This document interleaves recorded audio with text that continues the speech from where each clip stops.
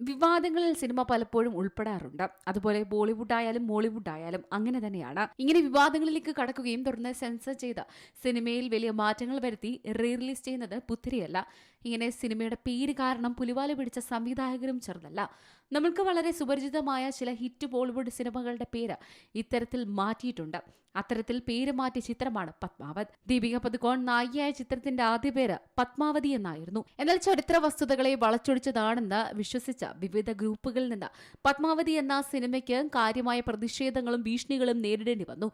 ഈ ആശങ്കകൾ പരിഹരിക്കുന്നതിനും സിനിമയുടെ റിലീസ് ഉറപ്പാക്കുന്നതിനും ചലച്ചിത്ര നിർമ്മാതാക്കൾ തലക്കെട്ടിൽ നിന്ന് നീക്കം ചെയ്യുകയും മാലിക് മുഹമ്മദ് ജയ്സിയുടെ ഇതിഹാസ കാവ്യത്തെ അടിസ്ഥാനമാക്കിയുള്ള പത്മാവത് എന്നാക്കി മാറ്റുകയും ചെയ്തു.